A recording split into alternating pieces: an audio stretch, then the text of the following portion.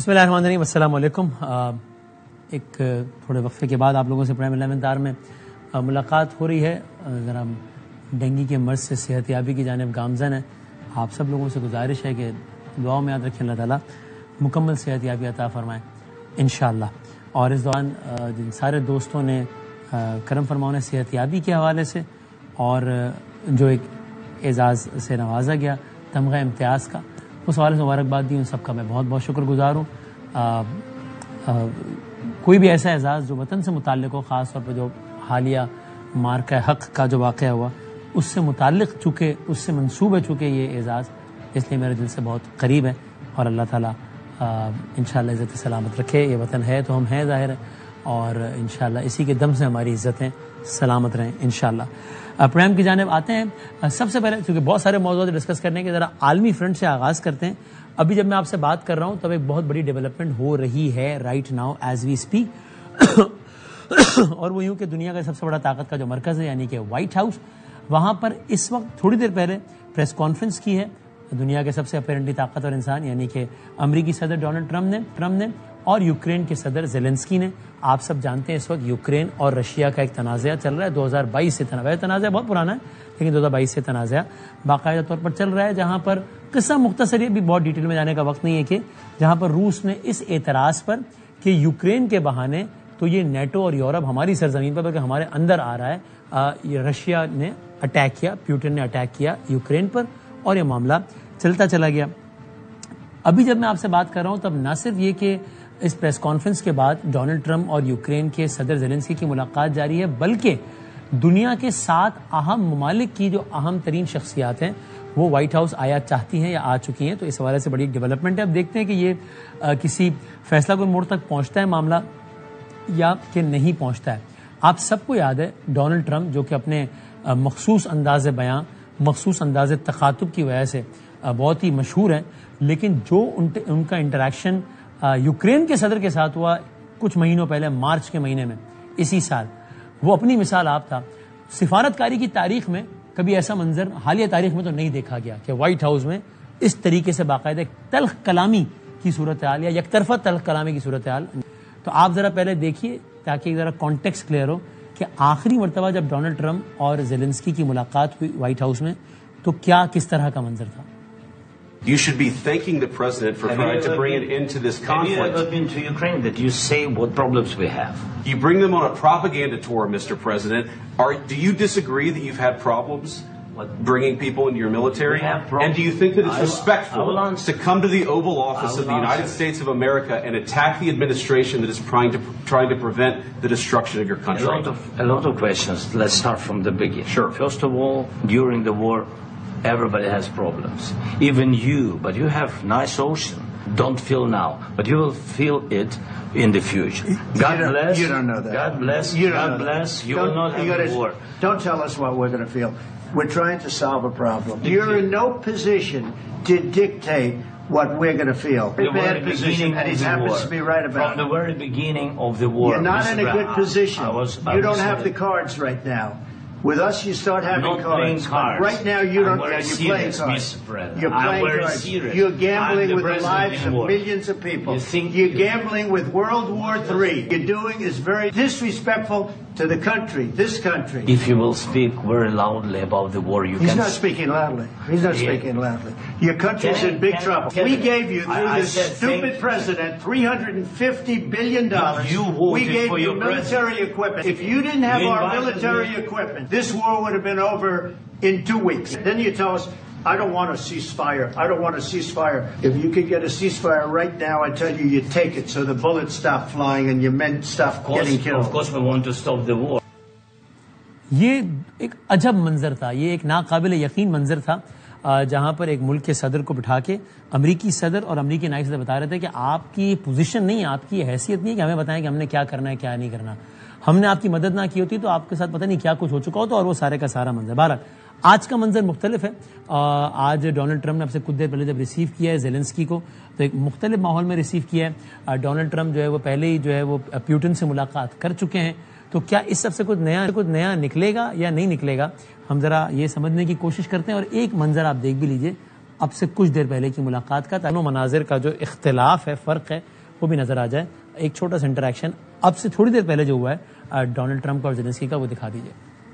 Well, we're going to work with Ukraine. We're going to work with everybody, and we're going to make sure that if there's peace, the peace is going to stay long term. This is very long term. We're not talking about a 2-year peace and then we end up in this mess again. We're going to make sure that everything's good. We'll work with Russia. We're going to work with Ukraine, and we're going to make sure it works. And I think if we can get to peace, it's going to work. I have no doubt about it. ہم ذرا آسان ترین الفاظ میں سمجھنے کی کوشش کرتے ہیں، چونکہ ہم نے پھر اور بھی بہت سارے موضوعات کی طرف جم کرنا ہے، تو ہم نے اعزاز چودھری صاحب کو زحمت دی ہے، جو کہ پاکستان میں، جو کہ امریکہ میں پاکستان کی نمائندگی کرتے رہے بطور سفیر، بطور سیکرٹری خارجہ، اور بہت ساری اور چیزیں دیکھتے رہے. چونکہ ہم نے دیکھا ہے کہ کس طریقے سے انٹرسٹنگ، جب ہم کہتے ہیں نا کہ عالمی امور میں خاص طور پہ اب تو کوئی بھی ایک چیز، ایک ڈیولپمنٹ دوسری ڈیولپمنٹ سے جڑے بغیر رہ نہیں سکتی، کس طرح یہ رشیا یوکرین کا معاملہ جڑتے جڑتے پاکستان تک بھی آ گیا بذریعہ انڈیا، وہ بھی ہم نے دیکھا. بہت انٹرسٹنگ ہے کہ کس طریقے سے اس وقت انڈیا اور امریکہ اپنے حالیہ تعلقات کی ایک بہت ہی نچلی سطح پر ہیں، جس کی وجہ یہ ہے کہ ڈونلڈ ٹرمپ کا یہ کہنا ہے کہ انڈیا جو ہے وہ رشیا کے انرجی ریزروز خرید رہا ہے، رشیا کے ساتھ تجارت کرتا ہے، اور انڈیا کو اس بات کی پرواہ نہیں ہے کہ رشیا یوکرین میں کتنے لوگ مار رہا ہے. اور اس وقت انڈیا اور امریکہ کا جو تعلق ہے وہ بہت زیادہ خراب ہے، جس کی بھی ایک بڑی وجہ یہ ہے. بلکہ کئی لوگوں کے خیال میں ڈونلڈ ٹرمپ کے بھی جو بہت سارے بیانات جو پاکستان کے حق میں ہمیں نظر آتے ہیں، اس کی بھی شاید کہیں نہ کہیں ایک وجہ یہ ہے کہ وہ ٹھیک ہے پاکستان کے حوالے سے تو ہیں ہی، لیکن وہ بھارت کے تناظر میں یا بھارت کو زچ کرنے کے لیے بھی ہیں. وہ اعزاز صاحب السلام علیکم. وعلیکم السلام. شکریہ وقت دینے کا. پہلے تو بتائیے گا، یہ ڈونلڈ ٹرمپ جو بار بار اس بات کا کریڈٹ لینے کی کوشش کرتے ہیں اور اس بارے میں وہ شائع نہیں کرتے کہ بھائی وہ چاہتے ہیں کہ ان کو امن کے پیغمبر کے طور پہ دیکھا جائے، وہ چاہتے ہیں کہ ان کو اس طرح دیکھا جائے کہ میں نے کتنی بڑی بڑی جنگیں رکوائی، اور پاکستان انڈیا کا جنگ کا تذکرہ کرنا نہیں بھولتے، آج بھی کیا ہے تھوڑی دیر پہلے. اور اب وہ ظاہر ہے ابھی انہوں نے کہا بھی ہے تھوڑی دیر پہلے بھی کہ میں سمجھتا تھا کہ یہ تو آسان ترین جنگ ہوگی رکوانے کے لیے، لیکن یہ سرٹنلی آسان ترین جنگ نہیں ہے رکوانے کے لیے، یہ رشیا اور یوکرین والا. آپ کو لگتا ہے ابھی جو ڈیولپمنٹ ہو رہی ہے یہ کسی فیصلہ کن موڑ تک جاتا ہوا لگتا ہے معاملہ، یا نہیں مشکل لگتا ہے؟ نہیں جی، بالکل لگتا ہے یہ جنگ ختم ہونی ہے اور یہ خاتمے کی طرف جا رہی ہے. اور جب پہلی میٹنگ میں ڈونلڈ ٹرمپ صاحب نے کہا تھا کہ آپ کے پاس کارڈز نہیں ہیں، جس پر زیلنسکی صاحب نے کہا کہ ہم we are not playing cards, وہ ڈونلڈ ٹرمپ صاحب صحیح کہہ رہے تھے. وہ کہہ رہے تھے کہ آپ زمینی حقائق دیکھیں، جو یورپ کا میڈیا ہے وہ بدقسمتی سے غلط بیانی کرتا رہا ہے. روسی جو ہیں وہ یعنی تواتر سے وہ علاقہ ان کا چھینتے جا رہے ہیں. کچھ ایسٹیمیٹس کے حساب سے تقریباً 1 کلومیٹر روزانہ کی بنیاد پہ وہ آگے آتے جا رہے ہیں. اور یہاں پہ یہ بتایا جا رہا تھا کہ جو روسیوں کے پاس فوجی نہیں رہے اور مارے اب لوگوں کو احساس ہو رہا ہے کہ ایسا نہیں تھا. تو میرے خیال میں ڈونلڈ ٹرمپ صاحب کو پتا تھا اس بات کا کہ یہ کھیل نہیں سکیں گے زیادہ دیر زیلنسکی صاحب، اور زیلنسکی صاحب جتنا یورپ کے کہنے پہ پش کرتے رہے اس جنگ کو، انہوں نے اپنے ملک کو بہت زیادہ نقصان پہنچا دیا ہے. تو یہ ایک ان کے پاس موقع ملا ہے اس جنگ کو ختم کرنے کا. 2-3 وہ مانگتے ہیں ڈونلڈ پیوٹن صاحب، وہ کہتے ہیں جی آپ نیٹو میں شامل نہ ہوں اور یہ اس کا اقرار کریں اور کوئی اس کا گارنٹر بیٹھے، امریکہ بیٹھے، یورپ بیٹھے اور گارنٹیز دیں کہ یہ نیٹو میں نہیں آئیں گے، تو وہ تھوڑی تسلی رکھیں گے. دوسرا یہ کہ آپ کرائمیا کو دوبارہ نہیں مانگیں گے، اور ڈونباس اور مشرقی یوکرین کا علاقہ بھی نہیں ہوگا، بلکہ یہیں پہ سے جہاں سیز فائر ہوگا وہ سیز فائر لائن، یعنی سیز فائر اب نقطۂ انتہا بن گیا، نقطۂ آغاز نہیں رہا. تو میں سمجھتا ہوں کہ زیلنسکی صاحب کے پاس ایک نادر موقع ہے. یہ یورپینز کے بہکاوے میں تقریباً آئے رہے، اور یورپینز جو ہیں وہ جنگ ان کے کندھے پر رکھ کر روس کو کمزور کرنے کی کوشش کر رہے تھے، جبکہ اپنے تو نہ ٹروپس دے رہے تھے نہ کچھ اور دے رہے تھے. تو میں سمجھتا ہوں کہ ڈونلڈ ٹرمپ صاحب کی جو حکمت عملی تھی وہ کم از کم اس جنگ میں یوکرین کے حق میں جائے گی. اگر وہ اس جنگ کا خاتمہ چاہتے ہیں اور اپنے ملک کا مزید ڈسٹرکشن سے بچانا چاہتے ہیں، تو ان کو چاہیے کہ یہ اس وقت یہ ڈیل جو بنتی نظر آ رہی ہے اس کو لے لیں. ویسے ویری انٹرسٹنگلی آپ دیکھ رہے ہیں، ابھی جب میں آپ سے بات کروں اعزاز صاحب، تب بھی یہ تھوڑی دیر پہلے کی جو ڈیولپمنٹ ہے حماس کے حوالے سے، اس پر بھی یعنی کہ اپڈیٹس چل رہی ہیں. کہ لگتا اب آئی ڈونٹ نو اس پہ بھی آپ تجزیہ دیجیے گا, اور پھر مصدق ملک صاحب کو بھی ہم جیسی کنیکٹ کرتے ہیں ان سے بھی ذرا میں کہوں گا کہ ذرا اسی پہ میں اپنی اوپینین دیں. وہ یہ کہ غزہ جنگ بندی میں مصر اور قطر کی جو ثالثی کی کوششیں ہیں وہ بھی کوئی بظاہر فیصلہ کن موڑ میں داخل ہوتی نظر آ رہی ہیں. یہ ایسا دعویٰ ہے, ایسا کہنا ہے کہ حماس نے مصر اور غزہ کی جو کاوش ہے, جو ثالثی کی پیشکش ہے, تجویز کر دی, وہ منظور کی ہے. آپ کو اس فرنٹ پہ بھی لگتا ہے قطر اور مصر کی پیش کردہ تجویز جو ہے وہ اس پہ حماس نے جس طرح رسپونڈ کیا ہے یہ بھی کوئی بریک تھرو ہو سکتا ہے؟ وہاں زیادہ صورتحال ڈپریسنگ ہے. اس کی وجہ یہ ہے کہ حماس کے ہاتھ میں بالکل ہی کوئی پتے نہیں ہے. یہ یاد رکھیے کہ انٹرنیشنل پالیٹکس میں جو زمینی حقائق ہیں نا وہ میٹر کرتے ہیں. ہاں کہ کیا آپ دیکھیں نا, اگر پاکستان نے 10 مئی کو وہ نہ کیا ہوتا جو اس نے کیا تو اب تک خدا جانے کیا ہو چکا ہوتا. تو یہ جو زمینی حقائق ہے نا یہ میٹر کرتے ہیں. حماس کے پاس اب پتے رہے نہیں ہیں, تو اس وجہ سے جو بھی ان کو ڈیل ملے گی مصر سے یا قطر سے, میں سمجھتا ہوں ان کو اب لے لینی چاہیے, کیونکہ مزید لوگوں کا وہاں پہ مرنا دیکھا نہیں جا رہا. پوری دنیا اس وقت جو ہے نا تذبذب میں ہے کہ وہاں کیا ہو رہا ہے. ادھر سے اسرائیل ہے کہ وہ بالکل ایک وائلڈ اینیمل کی طرح, جو ایک وحشی جانور کی طرح وہ آگے بڑھتا چلا ہے, لوگوں کو مار رہا ہے. اس لیے وہاں پہ بھی شاید یہ ڈیل لینی پڑے گی. اس کی وجہ یہ کہ مزید اس کو قتل و غارت کو روکنے کے لیے. لیکن یوکرین میں تو کم از کم ابھی وہ صورتحال نہیں آئی غزہ والی صورتحال. یوکرین کے لوگ ابھی بھی کھڑے ہیں, اگرچہ ان کے پاس بھی لوگ ختم ہوتے جا رہے ہیں. آپ کو یاد ہو پچھلی مرتبہ وائس پریزیڈنٹ یو ایس نے کہا ان کو کہ کیا یہ بات صحیح نہیں ہے کہ آپ کے پاس اپنے بندے نہیں مل رہے آپ کو جنگ میں بھیجنے کے لیے. تو ان کو اس بات کا اندازہ ہونا چاہیے کہ کافی آلریڈی کئی ملین یوکرینین اپنا ملک چھوڑ کر جا چکے. ان کا یعنی تقریباً 1/3 حصہ جو ہے وہ روس کے قبضے میں چلا گیا ہے, اور امریکہ ان کو اب وہ اسلحہ نہیں دے رہا جو پہلے دے رہا تھا.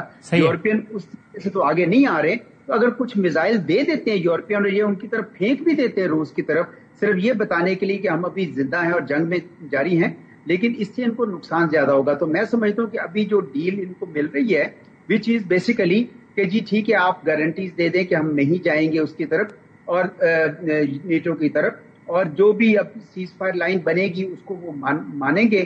تو میرے خیال میں ان کے لیے ابھی بھی شاید یہ بہتر آپ کو قریب نظر آ رہا ہے. میں ذرا مصدق صاحب ذرا آپ سے بھی اگر جان سکوں, پھر ہم ذرا پاکستان پہ اور یہ سیلاب اور ساری صورتحال پر آئیں. لیکن ظاہر ہے بڑی لیٹسٹ ڈیولپمنٹ ہے, بڑی اہم ہے, تو میں چاہتا ہوں کہ, اور آپ کا ظاہر ہے بڑا ایک انٹرنیشنل زبردست ایکسپوجر ہے, تو سر پہلے تو آپ مصدق صاحب بتا سکیں, آپ شیئر کرتے ہیں اوپینین اعجاز صاحب سے جو کہ سمجھتے ہیں کہ بہرحال ان کی رائے کا خلاصہ یہ ہے کہ اس وقت جب ہم بات کر رہے ہیں تب یہ روس یوکرین مسئلہ حل کے جتنا قریب نظر آتا ہے اتنا اس سے پہلے نہ تھا. اینڈ اف یو اگری تو پھر آپ کیا سمجھتے ہیں یہ اس کا انڈیا کے لیے کیا مطلب ہے, جو کہ اس وقت ظاہر ہے امریکہ سے اپنے تعلقات کی ایک حالیہ تاریخ کی نچلی سطح پر ہے, بئی معنی کہ امریکہ کہتا ہے کہ صاحب آپ یہ رشیا کے ساتھ آپ اتنا تجارت کر رہے ہیں, تعاون کر رہے ہیں, وہ یوکرین میں بندے مار رہے ہیں, آپ کو اس کی فکر نہیں ہے.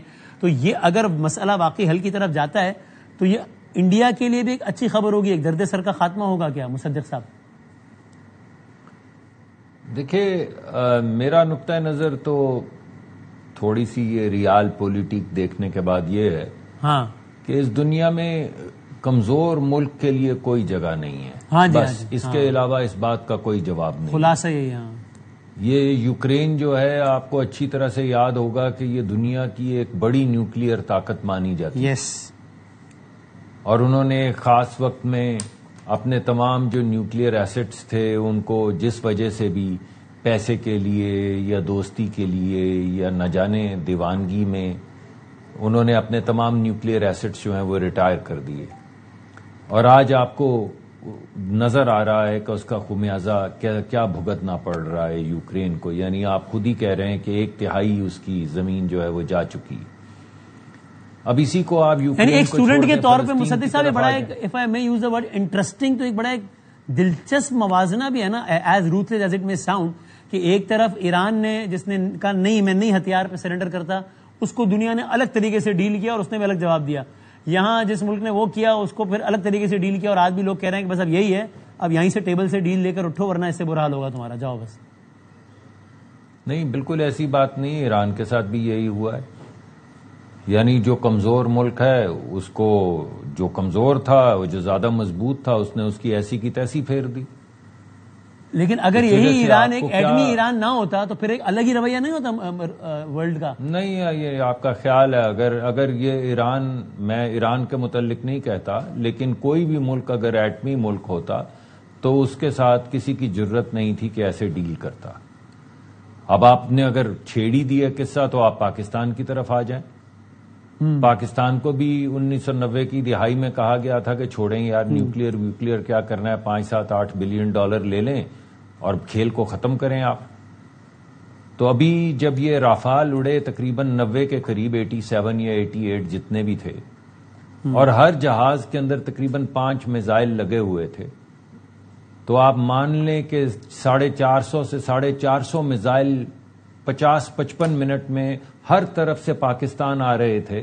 تو آپ کے خیال میں صرف یہ 450 میزائل لے کے وہ بہاولپور کا ایک مدرسے کے گرد و نواح میں کچھ گھر گرانا چاہتے تھے کیا؟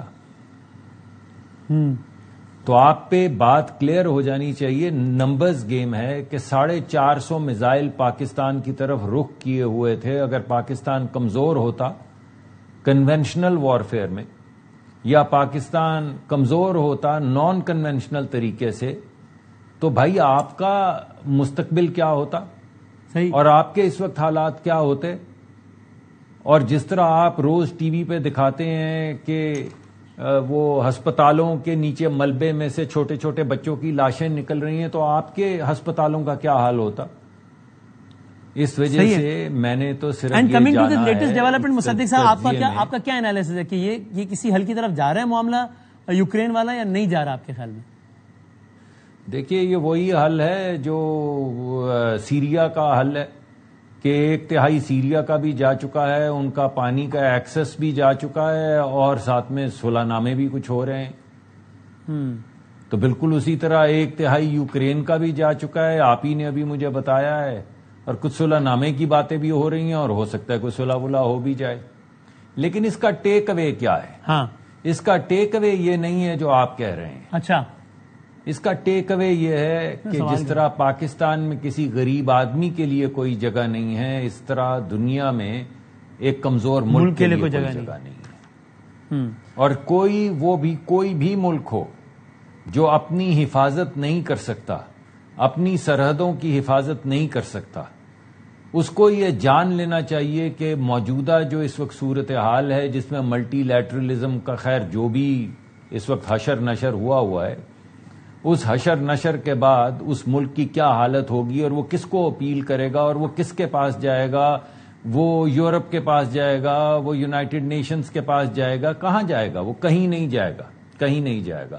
اس وجہ سے یہ جتنے بھی لوگ یعنی جو حکمت کی باتیں کرتے ہیں، جو آپ کو کہتے ہیں کہ نہیں ہمیں اپنے دفاع پہ خرچ یہ کرنا چاہیے، دفاع پہ خرچ وہ کرنا چاہیے، ہم دفاع پہ خرچ کریں گے تو یہ ہو جائے گا اور یہ وہ ہو جائے گا، ان سب کو جان لینا چاہیے کہ وہ ممالک جو اپنا دفاع نہیں کر سکتے ان کا کیا حشر ہوتا ہے، چاہے وہ لبنان ہو، چاہے وہ غزہ ہو، چاہے وہ سیریا ہو، چاہے وہ یوکرین ہو، یا چاہے وہ کوئی اور. Might is right. Final word آپ دے دیں اس میں اعزاز چودھری صاحب. ٹھیک ہے اعزاز بھائی. جی بالکل، یہ میں مانتا ہوں اس بات کو کہ اس وقت خصوصاً جبکہ دنیا میں کوئی بین الاقوامی قانون نام کی کوئی چیز نہیں رہی، ہاں، ہر ملک کو اپنے بل بوتے پر ہی جینا اور لڑنا ہوگا، اور کوئی کسی کو حق نہیں دیتا جب تک آپ وہ حق اپنا خود محفوظ نہ کر سکتے ہو. تو پاکستان کے لیے بھی یہی سبق ہے. ٹھیک ہے، ہندوستان کے لیے دن اچھے ہوں یا برے ہوں، پاکستان کو بہرحال اپنے لیے یہ بہت ضروری ہے کہ ہم اپنے آپ کو تیار رکھیں. ہندوستان کے عزائم بھی اچھے نہیں ہیں، اور دنیا جو ہے وہ اپنے مقاصد کے لیے صرف آپ کے ساتھ ملے گی جس حد تک ان کا مقصد ہو. اس لیے اپنے آپ کو مضبوط کریں. یہ اچھا موقع ہے، قومی ریزالو ہے.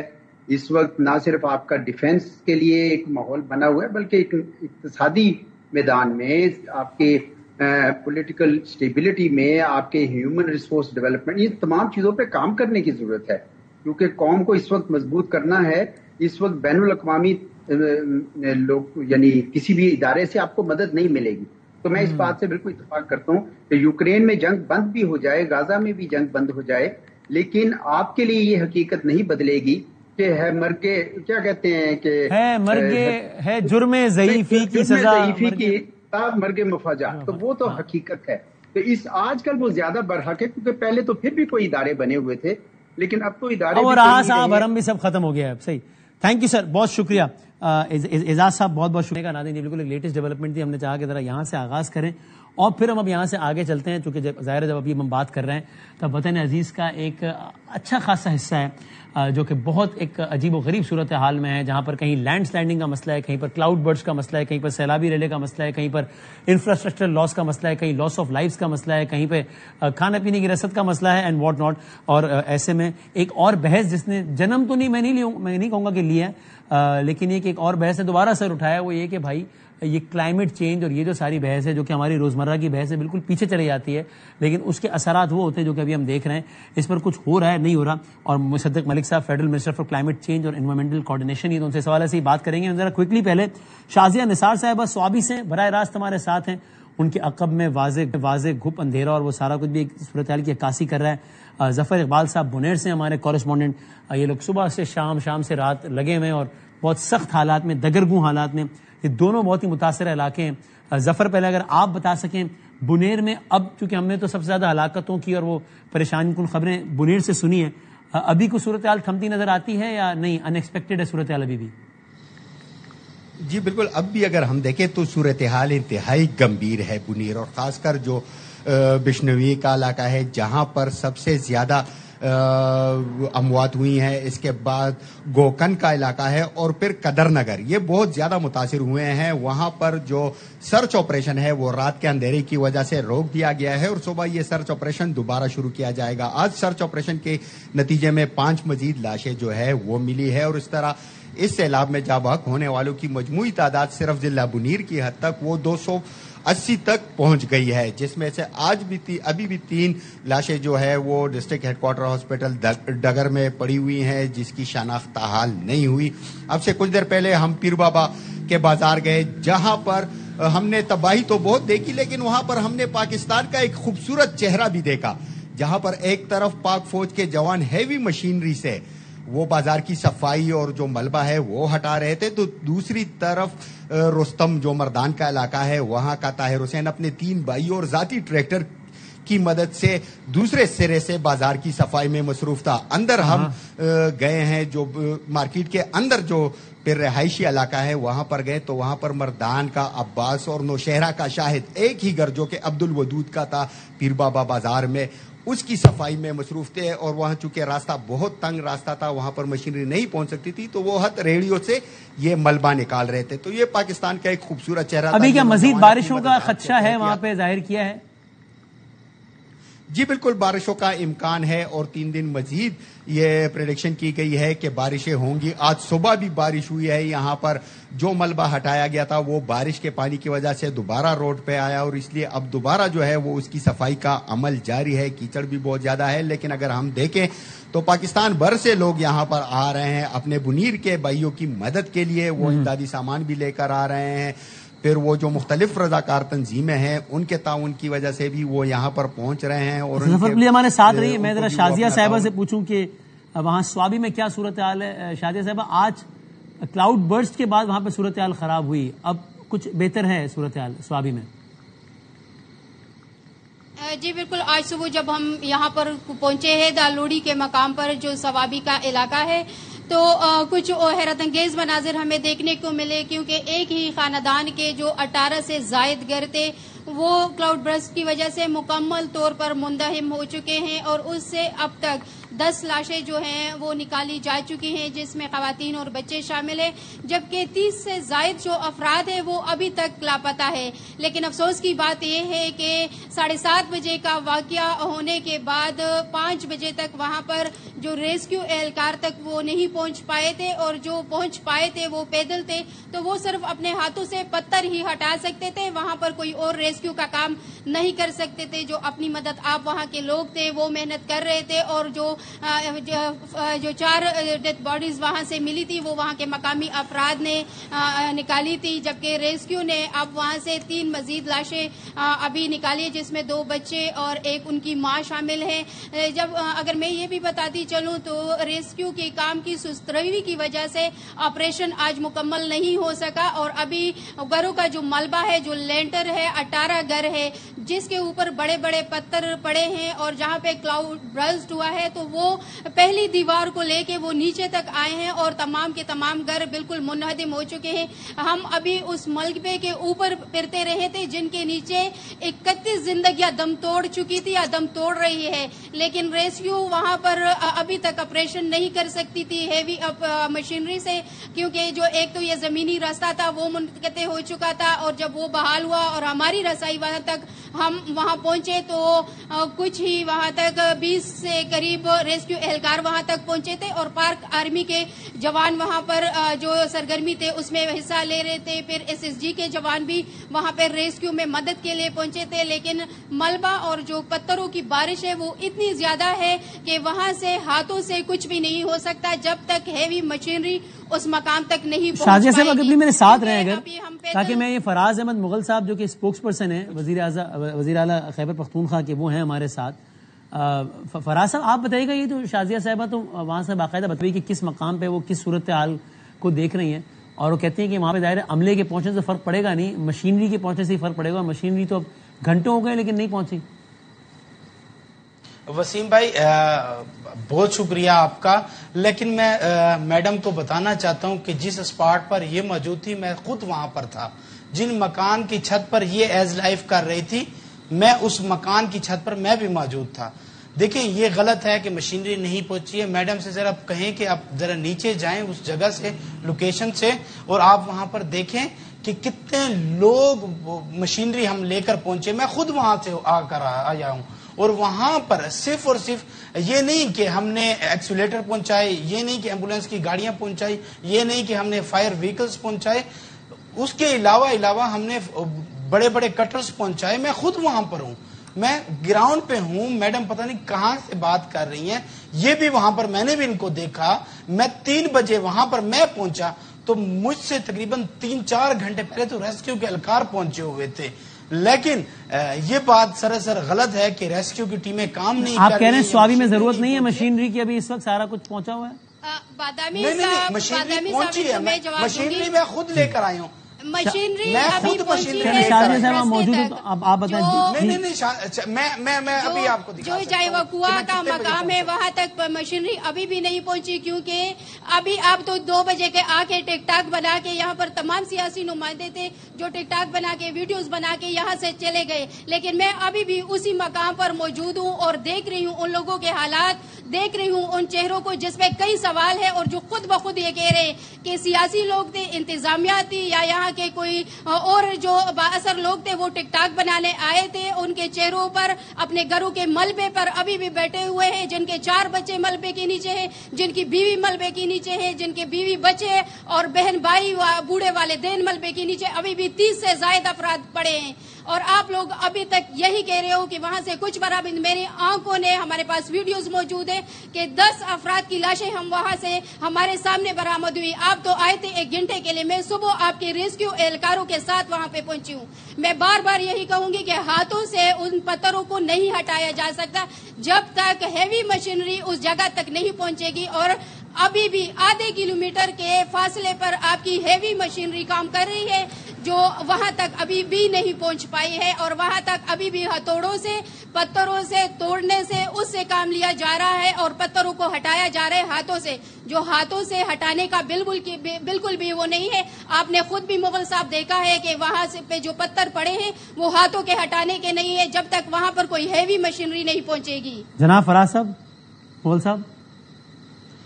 جی, جس طرح یہ میڈم فرما رہی ہیں, ذرا ان سے پوچھیں کہ جن تنگ گلیوں سے ہم جا کر اس مقام تک پہنچ رہے ہیں, اور اس وہاں پر ہماری تمام تر مشینری جو ہے وہ بھی پہنچے, اس کے ساتھ ساتھ جس گھروں کا ملبہ پڑا ہوا ہے وہاں پر ہمارے جو کٹرز ہیں یا ہمارے وہ جو ہتھوڑے یا تمام تر چیزیں, کیونکہ ہم بڑی مشینری وہاں پر نہیں پہنچا سکتے ہیں. اس کی وجہ یہ ہے کہ یہ پہاڑی کے بالکل ٹاپ کے اوپر یہ گھر موجود ہے. دوسری بات ہے کہ اگر بڑی مشینری وہاں پر پہنچ بھی جائے تو میں خود وہاں پر ہو کر آیا ہوں, میں وہاں پر ہو کر آیا ہوں کہ اگر وہاں پر بڑی مشینری یا بڑے ایکسیولیٹر سے کوئی چیزوں کو کھینچا جاتا ہے, کیونکہ نیچے انسان ہے, اگر ہماری تو امید یہ ہے کہ اس ملبے کے نیچے اب بھی لوگ بچے ہوں, زندہ ہوں, ہماری تو خواہش ہے کہ ہم ان لوگوں کو بر وقت کارروائی کر کے ان کو بچائیں. جس طرح میڈم فرما رہی ہے کہ یہ صبح سویرے پہنچی ہیں اور صبح سویرے ان کے ساتھ ریسکیو اہلکار پہنچے. ان کی اپنی بات میں دو تضاد ہیں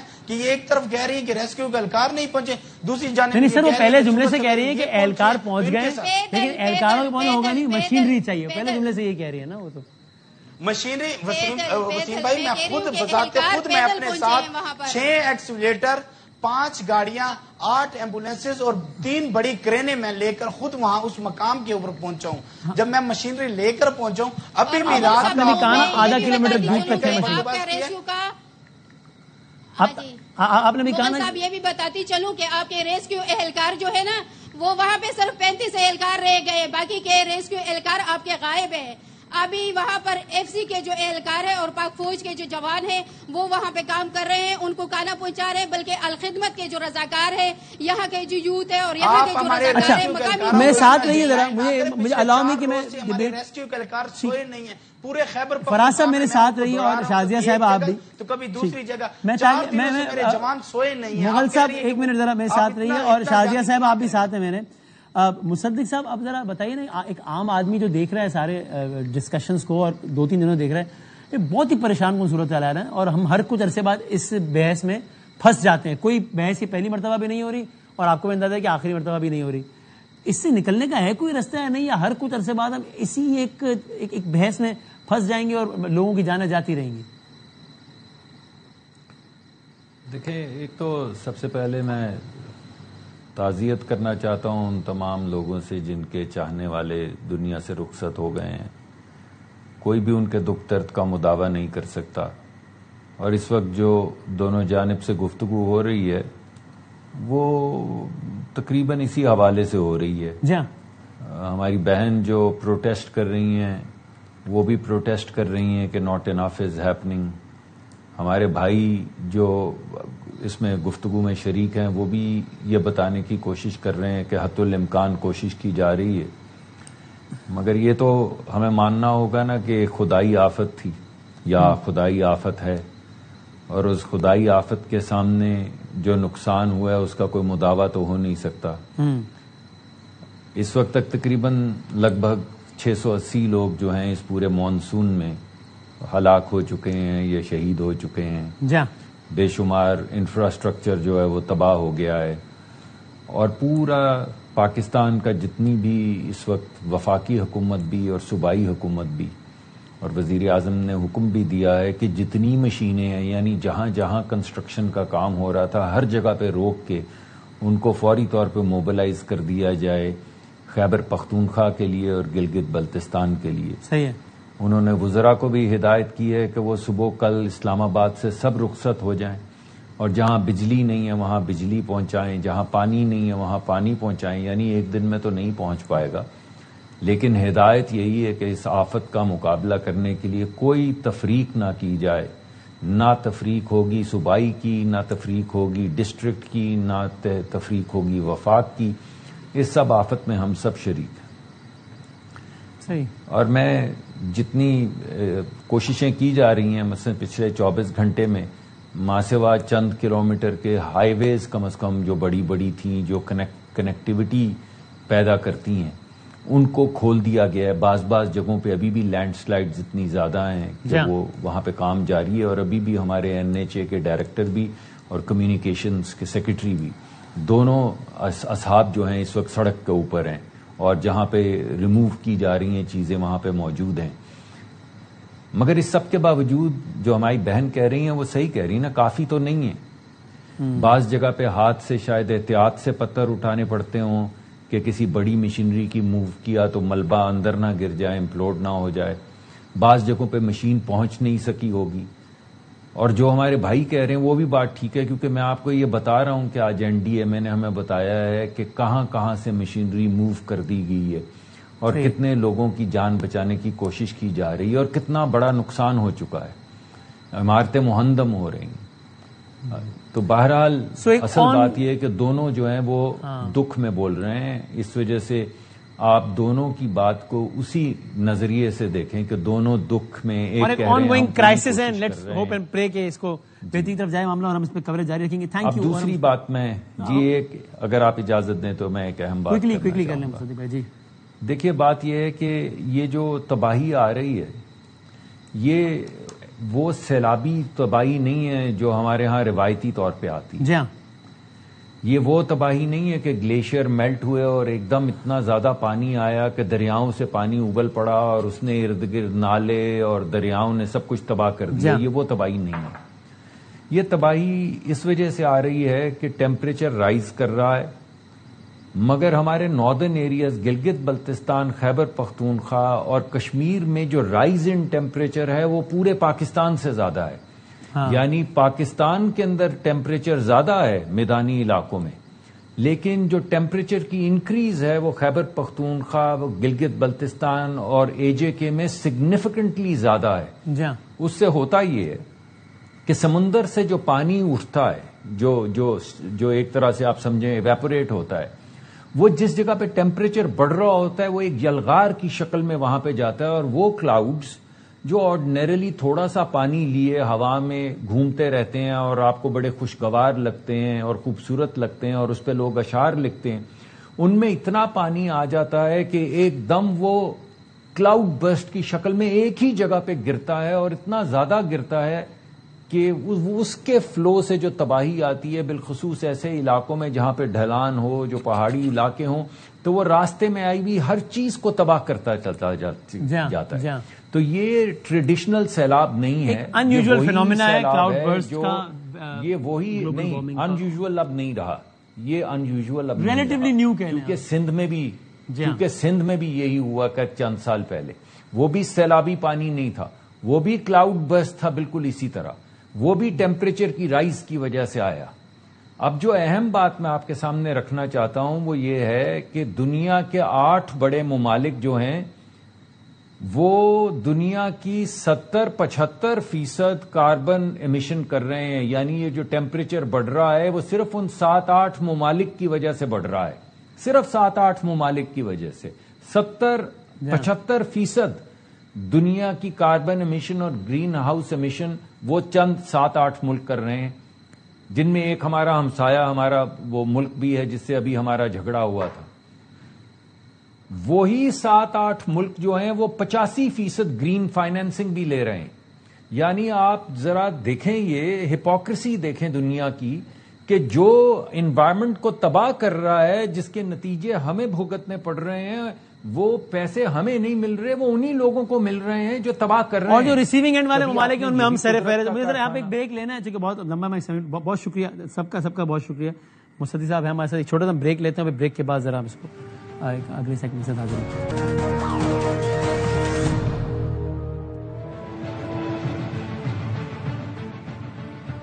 خوش آمدید کہتے ہیں آپ کا پروگرام ایک بار پھر. اور ظاہر ہے جو صورتحال ہے عالمی اور نیشنل، اس وجہ ہم نے پروگرام کا بیشتر حصہ ایسی بھی مختص رکھا، اور ہم جاتے تھے تھوڑا سا ایک ذرا سیاسی منظرنامے کا بھی ایک جائزہ لے لیتے ہیں، چونکہ آپ سب نے دیکھا ہے کہ ایک بہت ریئر انٹریکشن کے نتیجے میں جو فیلڈ مارشل ہیں، جو آرمی چیف ہیں، ان کے کچھ خیالات، کچھ تاثرات حالیہ صورتحال کے حوالے سے سامنے آئے.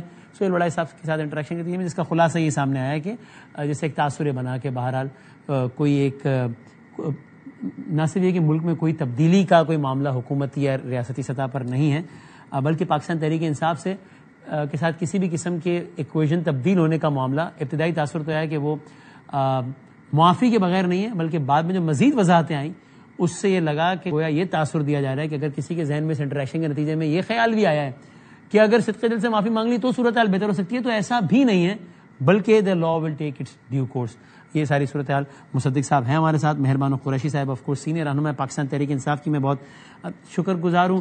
مہر صاحبہ، یہ جو ایک لیٹسٹ جو ساری کچھ جو ایپیسوڈ اس کو میں نے صرف سم اپ کر دیا ہے، یہ ایک اور کیا تھوڑا سا کیا کہیں گے آپ as a P T I activist, آپ کو کیا لگتا ہے؟ یہ لگتا ہے کہ ایک پھر تو کوئی سلسلہ بظاہر کوئی اوپننگ ہے ہی نہیں بظاہر اس سارے منظرنامے میں پاکستان تحریک انصاف کے لیے, اور یہ منظرنامہ ابھی ایسے ہی چلنا ہے بلکہ شاید مزید سختی ہونا ہے پی ٹی آئی کے حوالے سے. بسم اللہ الرحمن الرحیم. السلام علیکم بدامی صاحب. بالکل جو آپ نے خلاصے میں جملہ کہا, the law will take its course, the law should take its course, اور میرے خیال میں یہ جو سہیل بڑائچ صاحب کی طرف سے کچھ کالمز آئے اس سے تاثر یہ ملا کہ لا نہیں ہے جو ایک کورس اپنا لے رہا ہے, یہاں پر کچھ اور چل رہا ہے, یا کچھ لوگ جو ہیں وہ جو قانون یا عدل کا نظام ہے وہ اس کے اوپر حاوی ہو کر اپنے من پسند کے آرڈرز لینا چاہ رہے ہیں, یا ایک سزا دی جا رہی ہے اس جرم میں کہ جو ابھی تک ثابت نہیں ہوا. تو میں تو یہی کہوں گی کہ بالکل لا شوڈ ٹیک اٹس کورس. جس نے غلطی کی یا جس سے توڑ پھوڑ جلاؤ گھیراؤ ہوا اس کو ہم نے پہلے دن کنڈیم کیا اور کہا اس کو سزا ملنی چاہیے ہے, مگر جو بے گناہ لوگ ہیں جو پچھلے 2 سال سے زائد جیلوں میں پڑے ہیں ان کو انصاف کون دے گا؟ اور ان میں میرے والد بھی شامل ہوتے ہیں. آپ نے دیکھا ابھی 3 کیسز میں وہ باعزت بری ہوئے. میں پوچھنا چاہتی ہوں کہ جو 2 سال انہوں نے جیل میں گزارے ہیں انہی کیسز میں, وہ 2 سال ہمیں کون واپس دے گا؟ وہاں ہم کس سے رجوع کریں؟ ویسے پلیز ریکارڈ کے لیے بتا بھی دیجیے گا کہ ابھی ان پہ کتنے کیسز ہیں ویسے, کیونکہ بہت زیر بحث ہے معاملہ تو شاہ صاحب پہ. جی بالکل, تو بتاتی چلوں. ابھی لاہور کے 9 کیسز تھے کہ جس کے اندر انہیں زیر حراست رکھا گیا تھا. اس وقت ان کو 3 کیسز میں بری کر دیا گیا ہے. 6 کیسز ابھی بھی ہیں کہ جس میں بیلز پینڈنگ ہیں, ان کی سنوائی ابھی تک نہیں ہوئی ہے.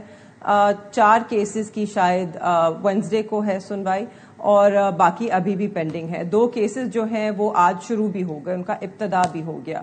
پر امید ہیں آپ آگے کے لیے کہ جس طرح ان 3 کیسز میں کچھ ریلیف ملا ایسے آگے کچھ ملے گا ریلیف؟ جی پر امید تو ہم پہلے دن سے تھے. آپ کو معلوم ہوگا, اور میں ذرا کانٹیکسٹ بتاتی چلوں, کہ میرے والد کو 10 مئی کو جب گرفتار کیا گیا تو انہیں ایم پی او آرڈر کے تحت گرفتار کیا گیا. اس آرڈر کے تحت ہم تب اسلام آباد ہائی کورٹ گئے, وہ آرڈر خواش ہوا. اس کے بعد ان کو ایک اور ایم پی او کے تحت گرفتاری ان کی برقرار رکھی گئی جو لاہور ہائی کورٹ نے پھر خواش کی. اس کے بعد جب وہ ریلیز ہوئے تو ان کو سائفر کیس میں گرفتار کیا گیا. سائفر کیس جس طرح چلا, کیسے چلا, ہم سب نے دیکھا. وہاں پر سپریم کورٹ آف پاکستان نے ان کو بیل کا آرڈر دیا, تو آپ کو وہ مناظر یاد ہوں گے کہ جب ہم ان کے جو ہے اس کا لے کر گئے ان کی رہائی کے وارنٹ جیل کے باہر, تو انہیں وہاں پر نہ صرف دوبارہ اریسٹ کیا گیا, حتی کمیز بیہیویئر تھا پولیس کا. انہوں نے ان کو دھکے دیے, بدتمیزی کی, بدسلوکی کی, اور دوبارہ گرفتار کیا. اس کے بعد اسلام آباد ہائی کورٹ میں وہ سائفر کیس میں اکوٹ ہوئے, باعزت بری ہوئے خان صاحب کے ساتھ.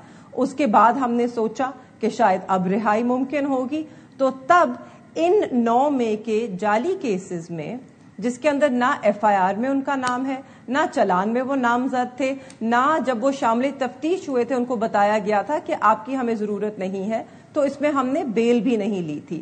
ان میں ان کا نام سپلیمنٹری لسٹ میں ڈال کے ان کیسز میں ان کو اریسٹ کیا گیا. کیوں کیا گیا؟ کیا انہوں نے یہ جرم کیا تھا؟ نہیں. پورا پاکستان جانتا ہے کہ وہ 9 مئی کو کراچی میں تھے. میری والدہ جو ہیں وہ ہسپتال میں تھی. انہوں نے نہ صرف کراچی ایئرپورٹ سے پریس کانفرنس کی, انہوں نے اسلام آباد پہنچ کے وہاں سے بھی پریس کانفرنس کی, جو کہ سارے نیشنل آپ کے جتنے بھی ٹیلی ویژن ہے ہر چینل کے اوپر نشر ہوئی تھی. تو یہ تو سب کو معلوم تھا کہ ایک بے گناہ بندے کو صرف سیاسی انتقام کا نشانہ بنانے کے لیے گرفتار کیا گیا. اب انہی کیسز میں 9 کیسز میں وہ 1.5 سال سے زیادہ سے کوٹ لکھپت جیل میں ہے. مجھے امید ہے کہ جو باقی 6 کیسز رہتے ہیں, نہ صرف جو ایک قانونی نیم ہے ڈبل جیپٹی کا, ہمارا اپنا آرٹیکل ہے, آرٹیکل 13 ہے, اور آپ کا کرمنل کوڈ جو ہے اس کا آرٹیکل 403 ہے. ان دونوں کے تحت ان کو ہر کیس میں اب بری ہونا چاہیے ہے, کیونکہ آپ کسی انسان کو ایک جرم کے لیے دوبارہ کورٹ میں ٹرائی نہیں کر سکتے. آپ اوور آل کوئی اوپننگ لگ رہا ہے یہ پی ٹی آئی کے لیے مشکل لگ رہا ہے خلاصتاً؟ خلاصتاً تو جی امید پہ دنیا قائم ہے, تو ہماری دنیا بھی پچھلے 2.5 سال سے امید پر ہی ہے. مصدق ملک صاحب آپ کو لگ رہا ہے کہ کوئی پی ٹی آئی کے معاملے میں law it's taking its due course? کہتی ہیں اٹ شوڈ، اٹ ازنٹ. دیکھیں پاکستان کا انصاف کا نظام جو ہے اس میں جھول تو ہے. ہاں آپ کو معلوم ہے کہ چند سال پہلے تک ہماری ملک کی تقریباً تمام جو پی ایم ایل این کی قیادت ہے وہ سب جیل میں تھی. جی ہاں. آپ کو یاد ہوگا کہ میاں نواز شریف صاحب جو ہیں ان کی زوجہ انتقال کر گئیں اور سب لوگ ٹیلی ویژن پہ بھی مذاق اڑاتے رہے کہ یہ کوئی ہسپتال ہے، بیمار کہاں سے ہیں وہ، اور وہ فون کرنے کے لیے بھی کہتے رہے، تڑپتے رہے کہ مجھے ایک فون کر لینے دو، بات کر لینے دو. تو ہمارے ہاں انصاف کچھ عجیب و غریب طریقے سے چلتا ہے. شاہ محمود صاحب میرے لیے تو بہت قابل عزت ہیں اور ان کے ساتھ بد تہذیبی کرنا، وہ اتنے تہذیب یافتہ آدمی ہیں اور اتنی شفقت اور اتنی محبت سے بات کرتے ہیں کہ ان کے ساتھ بد تہذیبی کرنا یا بدتمیزی کرنا یہ تو بالکل غیر مناسب بات ہے. مقدمات جو ہیں وہ اگر ان کے اوپر کوئی چیز ثابت نہیں ہو رہی، اور جیسا کہ محترمہ کہہ بھی رہی ہیں شاہ بانو قریشی صاحبہ، تو وہ بری ہوتے چلے جائیں گے. وقت ضرور لگ رہا ہے، وقت لگتا ہے، ہمارے انصاف کے تقاضے بہت آہستہ آہستہ چلتے ہیں. لیکن اگر آپ 9 مئی کے حوالے سے دیکھیں، اور میں شاہ محمود قریشی صاحب کی بات نہیں اس وقت کر رہا ہوں، ہاں، تو آپ کے سامنے وہ ویڈیوز ہیں جو آپ نے خود دکھائیں جس میں لوگ آگ لگا رہے تھے، کور کمانڈر کا گھر جلا رہے تھے. وہ شہید جنہوں نے اپنی شہادتیں دی ہمارے بچوں کے لیے، ان کے مجسموں کے سر کاٹ کے پٹخ رہے تھے. ابھی ہم نے رافال گرائے تو سب نے تالیاں بجائیں، مگر وہی جہاز جو پہلے سرگودا بیس پہ لگے ہوئے تھے انہیں آگ لگا رہے تھے. یہاں سے چل رہے تھے اور بیانات دے رہے تھے کہ ہم GHQ جا رہے ہیں، وہاں پہ حملہ کریں گے، اپنی فوج پہ حملہ کریں گے، اپنے کور کمانڈر کے گھر کو آگ لگائیں گے. اور بہت سے، میں کسی کا نام نہیں لوں گا، آپ نے خود وہ چلائے کلپس جس میں یہ کہا گیا کہ اور کہاں جا رہے ہیں، کور کمانڈر کے گھر جا رہے ہیں. بہرحال وہ تمام چیزیں ماضی میں ہیں. میں یہ سمجھتا ہوں جی کہ کچھ رویہ تھوڑا سا اگر نظر ثانی کر لے پی ٹی آئی بھی تو مناسب ہوگا. صحیح ہے. اس پہ اور جس طرح شاہ محمود قریشی صاحب ہیں، اگر شاہ محمود قریشی صاحب کی طرح کے لوگ اس پارٹی کو اس وقت لیڈ کر رہے ہوں ایک سینسیبل پولیٹیکل طریقے سے، تو شاید بہتری کے راستے نکلیں. مہربان صاحب یہ سب تو ہوئے نا مناظر جو بتا رہے ہیں. 2 منٹ پہلے، میں چند گھنٹے پہلے میں نے ایک ٹیلی ویژن پروگرام کیا جس میں اسی ریفرنس سے جو آپ بات کر رہے ہیں، ایک صاحب نے جو پی ٹی آئی کے تھے انہوں نے کہا جی چیف کو معافی مانگنی چاہیے. اس سے پہلے خان صاحب خود کہہ چکے ہیں میں قبر تک ان کا پیچھا کروں گا. فائنل کامنٹ کر دیں جی مہربان صاحب، فائنل کامنٹ کر دیں. جی میرے خیال جی میں فائنل کامنٹ میں یہی کہنا چاہتی ہوں کہ 9 مئی کے مناظر ہم سب نے دیکھے، ہم سب کو افسوس ہوا، ہم سب نے، پاکستان تحریک انصاف کے ہر لیڈر نے اسے کنڈیم کیا. مگر جس بنیاد پہ کیسز چل رہے ہیں وہ ہے کہ 7 مئی کو ایک کنسپریسی ہوئی تھی زمان پاک میں. اب وہ ایک فیبریکیشن ہے، وہ فیبریکیشن صرف 2 پولیس اہلکاروں کی گواہی پہ کھڑی ہے. اور اگر آپ عدالت میں وہ گواہی سنیں اور ان کا جرا دیکھیں تو آپ کو بھی معلوم ہوگا کہ یہ اس میں کوئی ٹھوس شواہد نہیں ہے، نہ ہی اس میں کوئی دم ہے. بہت شکریہ.